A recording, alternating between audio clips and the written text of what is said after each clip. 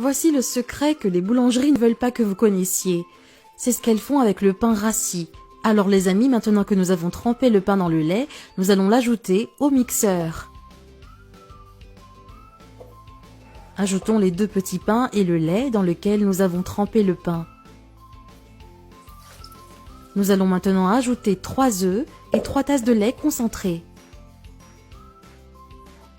Beaucoup de lait concentré pour donner une saveur particulière au pudding. Nous allons maintenant couvrir le tout et bien mélanger.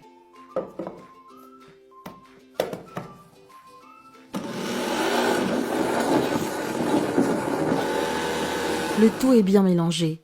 Je vais le laisser ici et passer de ce côté pour faire notre caramel.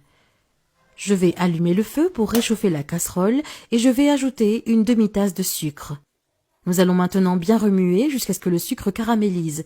Il faut toujours remuer pour ne pas courir le risque qu'il brûle et se rappeler qu'il faut que le feu soit moyen ou plus bas.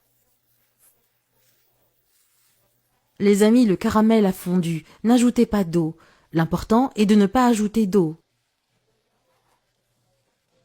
Nous allons maintenant le verser dans le moule que nous avons ici.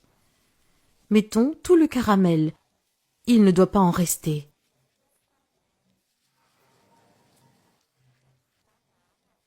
Et nous allons bien l'étaler sur les côtés. Il est important d'être rapide pour cette étape. Je vais maintenant ajouter le mélange que nous avons mixé. Regardez bien. Vous ne jetterez plus jamais du pain rassis.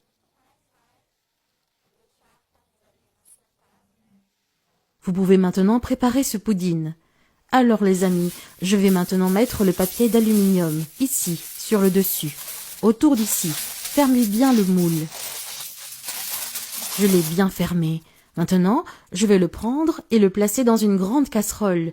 Le moule doit s'adapter bien sûr. J'ajoute de l'eau chaude et je la verse sur le côté.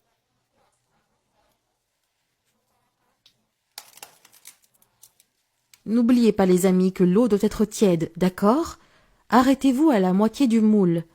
Maintenant les amis, nous allons vérifier toutes les 10 minutes. Laissons-le pendant 30 minutes, d'accord ?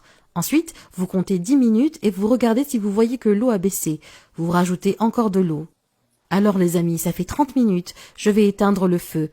Je vais maintenant laisser la casserole et l'eau refroidir. Puis je vais sortir le pudding et le mettre au réfrigérateur pendant 3 heures.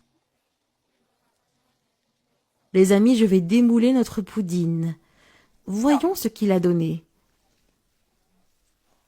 Regardez ça, c'est magnifique, n'est-ce pas? Je vais prendre une part là. Il tient bien debout, sans compter qu'il est magnifique. Après avoir découvert cette recette, je n'ai plus jamais jeté du pain rassis.